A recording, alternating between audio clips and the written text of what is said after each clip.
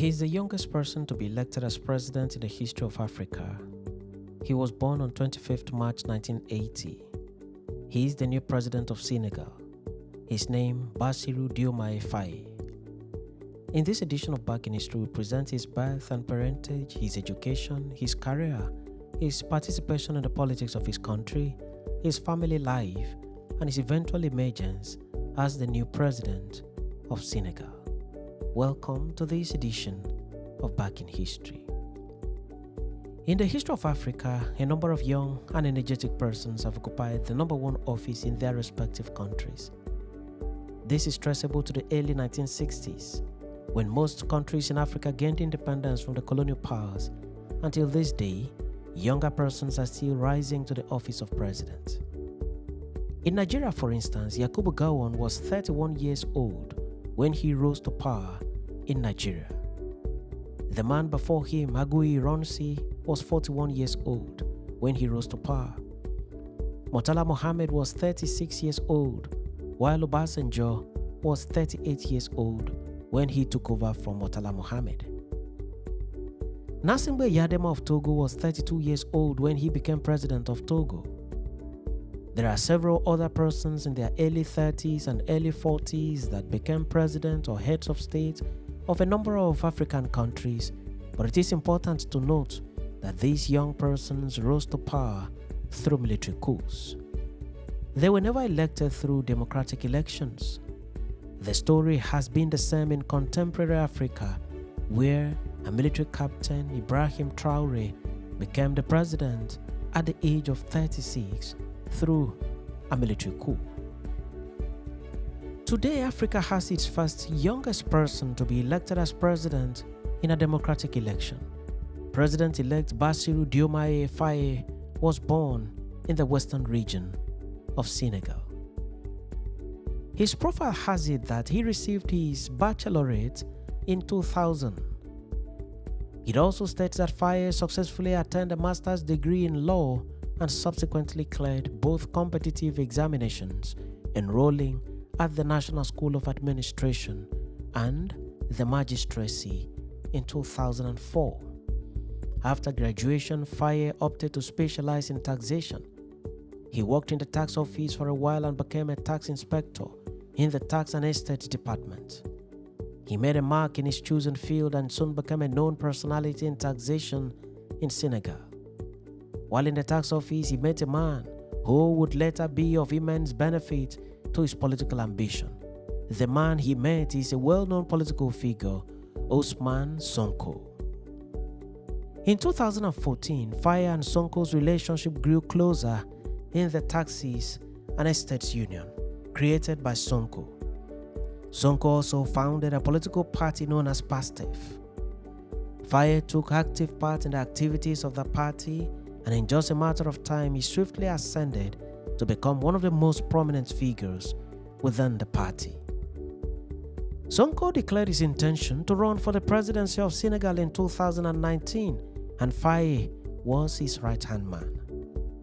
Together, they developed and expounded the ideology of their political party. Sonko gained almost 16% of the votes and came third at the general election. He did not win the election, but his party made remarkable impact in the minds of the people and was surely going to be a party to beat in the next round of election. Sonko's movement soon became a source of worry to the government of Senegal, and in its bid to break its party's popularity, the arrest of Sonko was ordered by the government. Sonko was then detained and his party was dissolved by the government. Sonko was eventually tried for criminal defamation of character and was convicted. On 14th April 2023, Faye was arrested as he was coming out of his tax and property office in Dakar, Senegal. He was placed under police custody for charges including, quote, spreading false news, contempt of court, and defamation of a constituted body, end of quote, following a social media post he made. In the said social media post, Faye had denounced the perceived injustice within the justice system in Senegal, foreseeing a verdict that could potentially disqualify Sonko, who was standing trial in what was seen as a political witch hunt. As the situation progressed, additional charges were leveled against Faye, including incitement of insurrection and undermining state security.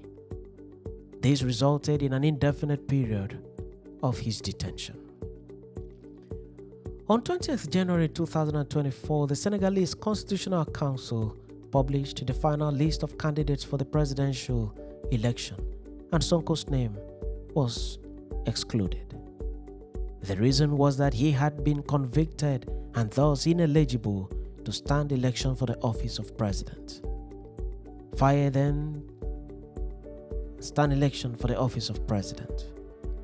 Faye had taken interest in the office of president as an independent candidate, the PASTEF party having been disbanded by government and his political mentor, Sonko, having been disqualified from election.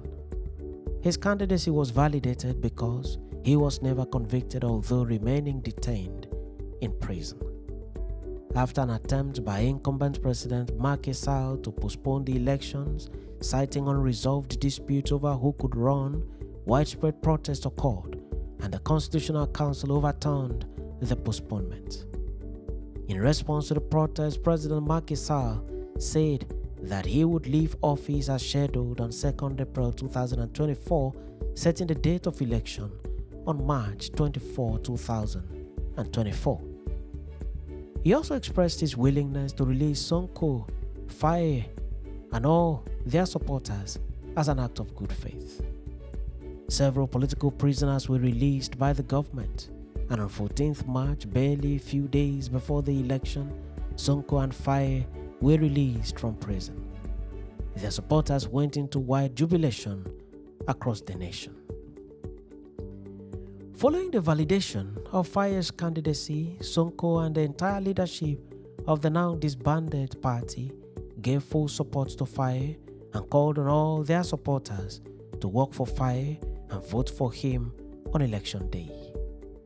On 15th March 2024, a day after Faye's release from jail, he gathered hundreds of supporters at his first public appearance as a presidential contender.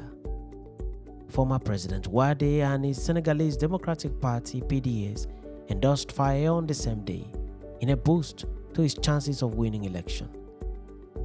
The move came after PDS candidate Karim was disqualified from contesting the race because he was a dual citizen at the time he submitted his candidacy. Cheikh Tidiane Dieye, another candidate in the presidential election, withdrew in favor of Faye. Faye's popularity and chances were at this point becoming really bright. A number of unexpected events seemed to have taken place to Faye's advantage. Faye then intensified his campaigns. During the campaigns, he promised to create jobs and promised to fight corruption. He vowed to re-examine Senegal's energy contracts. His campaign programs were similar with the programs which Sonko promised in 2019 electioneering campaigns.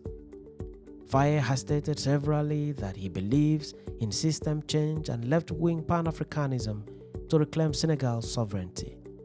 He promised to break the clutches of neocolonialism and dependence on Senegal's colonial masters, France, if elected as president. He also promised to reduce presidential powers and reintroduce the vice presidency, a position that had been abolished. He promised to fight corruption if he's elected president, saying, quote, "No country can develop when corruption and embezzlement of public funds are endemic," end of quote. He also promised to reform the judiciary and the military for effectiveness and greater productivity. He believes that there should be no ties between, quote, "the executive and the judiciary." The anticipated election was held in March 2024 and Faye emerged as the winner of the contest. He has since been congratulated by many across Senegal, the continent of Africa, and the world at large. Aged 44, Faye has two wives, Marie Konne Faye and Absa Faye. Marie has given birth to 4 children, 3 boys and a girl, while Absa is yet to be blessed with the fruit of the womb, for President Faye. The spouses remain happily married, and Faye would be expected to allot roles to his wives in his government, including the occupation of the office of First President by any of the two wives, as may be decided by their husband or by rotation from time to time.